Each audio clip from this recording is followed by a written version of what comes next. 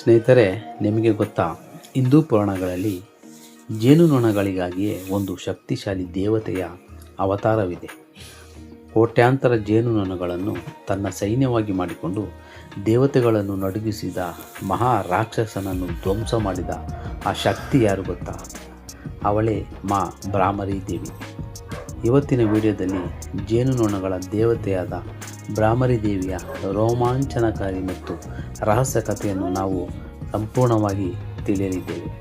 ಈ ವಿಡಿಯೋವನ್ನು ಕೊನೆಯವರೆಗೂ ನೋಡಿ, ಮರೆಯದೆ ಸಬ್ಸ್ಕ್ರೈಬ್ ಮಾಡಿ. ಕತೆ ಶುರುವಾಗೋದು ಅರುಣಾಸುರ ಅನ್ನೋ ಒಬ್ಬ ಮಹಾ ರಾಕ್ಷಸನಿಂದ. ಈತ ಇಡೀ ಬ್ರಹ್ಮಾಂಡವನ್ನೇ ಆಳಬೇಕು ಅನ್ನೋ ದುರಾಸೆಯಿಂದ ಬ್ರಹ್ಮದೇವನನ್ನು ಕುರಿತು ಘೋರ ತಪಸ್ಸು ಮಾಡುತ್ತಾನೆ. ಆತನ ತಪಸ್ಸಿಗೆ ಮೆಚ್ಚಿ ಬ್ರಹ್ಮದೇವ ಪ್ರತ್ಯಕ್ಷನಾದಾಗ ಅರುಣಾಸುರ ಒಂದು ಚಾಣಾಕ್ಷ ವರವನ್ನು ಕೇಳುತ್ತಾನೆ.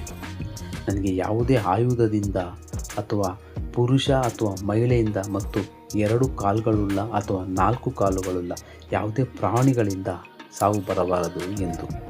ಈ ವರ ಸಿಕ್ಕಿದ್ದೇ ತಡ ಅರುಣಾಸುರ ಅಹಂಕಾರ ಆಕಾಶ ಮುಟ್ಟುತ್ತದೆ. ತನಗೆ ಸಾವೇ ಇಲ್ಲ ಅಂತ ದೇವತೆಗಳ ಮೇಲೆ ಯುದ್ಧ ಸಾರಿ ಸ್ವರ್ಗಲೋಕವನ್ನು ವಶಪಡಿಸಿಕೊಳ್ಳುತ್ತಾನೆ. ಋಷಿಮುನಿಗಳ ಯಾಗಗಳನ್ನು ಧ್ವಂಸ ಮಾಡುತ್ತಾನೆ. ದೇವತೆಗಳೆಲ್ಲ ದಿಕ್ಕು ತೋಚದೆ ಕೊನೆಗೆ ಆದಿಶಕ್ತಿ ಜಗದಾಂಬೆಯ ಮೊರೆ ಹೋಗುತ್ತಾರೆ. ಆಗ ದೇವತೆಗಳಿಗೆ ಅರ್ಥವಾಗುತ್ತದೆ, ಅರುಣಾಸುರ ಪಡೆದ ವರದಲ್ಲಿ ಒಂದು ಸಣ್ಣ ರಹಸ್ಯವಿತ್ತು. ಆತ 2 ಕಾಲು ಮತ್ತು 4 ಕಾಲು ಇರೋ ಜೀವಿಗಳಿಂದ ಮಾತ್ರ ರಕ್ಷಣೆ ಕೇಳಿದ್ದ. ಆದರೆ 6 ಕಾಲುಗಳುಳ್ಳ ಕೀಟಗಳ ಬಗ್ಗೆ ಆತ ಯೋಚನೆಯೇ ಮಾಡಿರಲಿಲ್ಲ. ದೇವತೆಗಳ ಪ್ರಾರ್ಥನೆಗೆ ಉಳಿದು ಬ್ರಹ್ಮಾಂಡದ ಅಧಿನಾಯಕಿ ಆದಿಶಕ್ತಿಯು ಮಾ ಬ್ರಾಹ್ಮರಿ ದೇವಿಯಾಗಿ ಅವತಾರ ಎತ್ತುತ್ತಾಳೆ. ಬ್ರಾಹ್ಮರಿ ಅಂದರೆ ಜೇನುನೊಣಗಳ ದೇವತೆ.